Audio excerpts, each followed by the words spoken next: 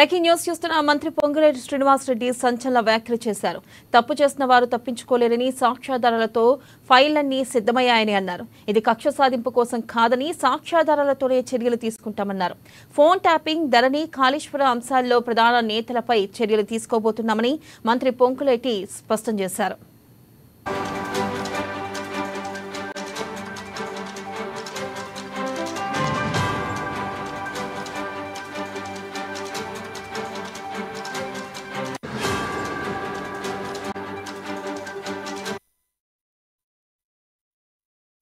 Breaking news చూస్తున్న మంత్రి పొంగులేటి శ్రీనివాసరెడ్డి సంచలన వ్యాఖ్యలు చేశారు. తప్పు చేసిన వారు తప్పించుకోలేరని, సాక్ష్యాధారాలతో ఫైళ్లన్నీ సిద్ధమయ్యాయని అన్నారు. ఇది కక్ష సాధింపు కోసం కాదని సాక్ష్యాధారాలతోనే చర్యలు తీసుకుంటామన్నారు. ఇక ఫోన్ ట్యాపింగ్, ధరణి, కాళేశ్వర అంశాల్లో ప్రధాన నేతలపై చర్యలు తీసుకోబోతున్నామని మంత్రి పొంగులేటి స్పష్టం చేశారు. దీనిపై మరింత సమాచారాన్ని మా ప్రతినిధి రాంబాబు అందిస్తారు. రాంబాబు, చెప్పండి. ప్రధానంగా చూసుకున్నట్టయితే మంత్రి పొంగులేటి వ్యాఖ్యలు తీవ్ర దుమారం లేపుతుందే మనం చూసుకోవచ్చు. అయితే కీలకమైన నేతలున్నారు అంటూ కూడా ఈ మేరకు చెప్పడం జరిగింది. ఏ నేతలు ఉండొచ్చు? బీఆర్ఎస్ నేతల్లో అప్డేట్స్ ఏంటి? వెనెల మంత్రి పొంగులేటి శ్రీనివాసరెడ్డి సంచలన వ్యాఖ్యలు చేశారు. దక్షిణ కొరియాలోని సియోల్ అన్నది పునరుజ్జీవన అధ్యయనానికి వెళ్ళినటువంటి, అక్కడ పరిస్థితులను అధ్యయనం చేయడానికి వెళ్ళినటువంటి మంత్రి పొంగులేటి శ్రీనివాసరెడ్డి అక్కడ సంచలన వ్యాఖ్యలు చేశారు. ఇటు సియోల్ నుండి హైదరాబాద్ చేరేలోపు 1-2 రోజుల్లో పొలిటికల్ బాంబులు పేలనున్నాయని చెప్పి ఇటు వ్యాఖ్యలు చేయడం జరిగింది.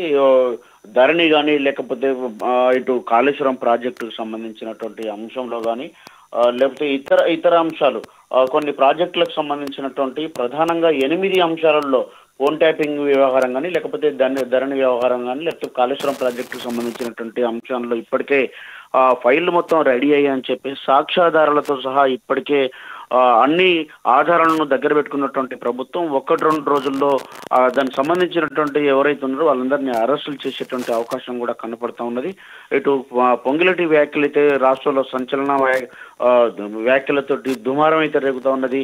ఇటు పొంగులేటి సియోల్లో చేసినటువంటి వ్యాఖ్యలతోటి ఇటు ఎవరైతే గతంలో ఉన్నటువంటి ప్రభుత్వంలో ఉన్నటువంటి అధికారులు కానీ, లేకపోతే రాజకీయ నాయకులకు ఇటు దడబుట్టిస్తుందని చెప్పుకోవాలి. ఎందుకంటే ఇప్పటికే రేవంత్ సర్కార్ గతంలోనే కాంగ్రెస్ పార్టీ అధికారులకు రాకముందే ఇటు తమ పార్టీ అధికారంలోకి వస్తే ఈ యొక్క ఎవరైతే అవినీతికి పాల్పడ్డారో, లేకపోతే ధరణి కానీ, లేకపోతే ఇటు కాళేశ్వరం సంబంధించినటువంటి అంశాలు కానీ, ఫోన్ ట్యాపింగ్ వ్యవహారంలో కానీ, ఇతర ఇంకా 8 అంశాలు మొత్తం ఇటు అనేక రకాలైనటువంటి అంశాలలో ఇటు దోపిడీ జరిగిందని చెప్పేసి, విపరీతమైనటువంటి ఫ్రాడ్ జరిగిందని చెప్పేసి కాంగ్రెస్ పదే ఆరోపించింది. ఈ నేపథ్యంలోనే అన్నింటికి సంబంధించినటువంటి సాక్ష్యాధారాలను కూడా తయారు చేసినట్టు ఇప్పటికే పొంగులేటి అయితే ఇటు సీఎల్ నుండి ప్రకటించడం జరిగింది.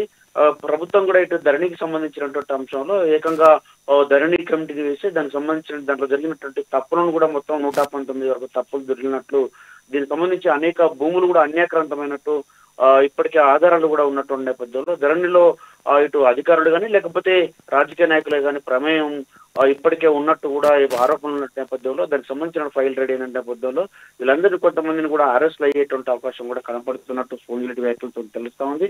మరొకవైపు ఇటు కాళేశ్వరం కమిషన్ కూడా విచారణ కూడా పూర్తిగా వస్తూ ఉన్నది. కాబట్టి ఇప్పటికే ఇటు ఈ నెల చివరికల్లా ఇటు ఈ యొక్క నివేదిక కూడా ప్రభుత్వానికి ఇస్తున్నటువంటి నేపథ్యంలో కాళేశ్వరం అవినీతికి సంబంధించి ముఖ్యంగా ఇటు సొందిల్ల, అన్నారం, మేడిగడ్డ బ్యారేజీలకు సంబంధించినటువంటి అంశంలో, మేడిగడ్డ కుంగిపోయినటువంటి అంశంలో సంబంధిత ఎవరైతే అధికారులు కానీ, లేకపోతే దానికి సంబంధించినటువంటి రాజకీయ నాయకులు కానీ వాళ్ళ కన్సర్న్లో జరిగిందని చెప్పి ఇప్పటికే అధికారులు కూడా ఈఎన్సీని కూడా మేము ప్రభుత్వం చెప్పినట్టే చేయాల్సి వచ్చింది, వాళ్ళు చేయమన్నారు కాబట్టి మేము చేశామని చెప్పినటువంటి పరిస్థితి. కాబట్టి ఈ అరెస్టులు పెద్ద ఎత్తున ఉండేటువంటి అవకాశం ఉంది. మరొక వైపు ఫోన్ ట్యాపింగ్ వ్యవహారంలో ముఖ్యంగా ఇటు కాంగ్రెస్ పార్టీ నేతలే టార్గెట్ గా, లేకపోతే సినీ రాజకీయ ప్రముఖులు టార్గెట్ గా, వ్యాపారులు టార్గెట్ గా ఈ యొక్క ఫోన్ ట్యాపింగ్ జరిగినట్టు ఆరోపణల నేపథ్యంలో దీనికి సంబంధించి ఇప్పటికే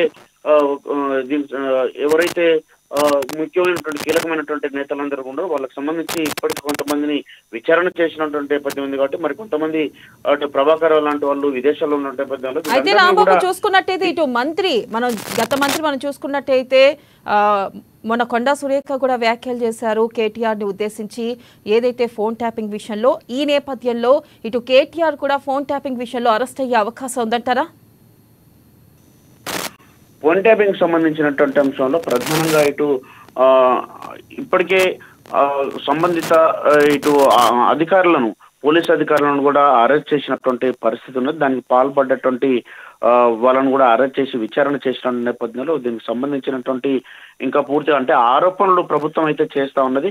ఈ ఫోన్ ట్యాపింగ్ సంబంధించినటువంటి గత ప్రభుత్వంలో ఉన్నటువంటి కీలక వ్యక్తుల పాత్ర ఉందని చెబుతా ఉంది. కాబట్టి ఆ కీలక వ్యక్తులు ఎవరనేది ఈ యొక్క ఫైల్లో ఇప్పుడు పొంగిరెడ్డి చెప్పినట్టుగా ఈ సమాచారంతో పూర్తిగా వాళ్ళ పేర్లు బయటకు వచ్చేటువంటి అవకాశం ఉంది. కాబట్టి ప్రధానంగా ఎవరున్నారు దీనిపైన, రాజకీయ నాయకుల యొక్క ప్రమేయము, ముఖ్యంగా గత ప్రభుత్వానికి సంబంధించినటువంటి ఏ మంత్రి లేకపోతే ఏ అధికారి చెబితే ఈ యొక్క ఫోన్ ట్యాపింగ్ చేశారన్న దానిపైన ప్రభుత్వం కంటే బీఆర్ఎస్ పైన పదే కాంగ్రెస్ అయితే ఆరోపణలు చేసింది. కాబట్టి ఈ నేపథ్యంలోనే ఫైళ్లు కూడా సిద్ధమయ్యాయని చెప్తున్నటువంటి నేపథ్యంలోనే మరి దాంట్లో ఎవరుంటారనేది ఈ యొక్క ఫైల్లో ఎవరి పేర్లు ఉంటాయనేది ఫైళ్లు బయటకు వస్తే గానీ తెలిసేటువంటి అవకాశం ఉంది. వెన్నెల.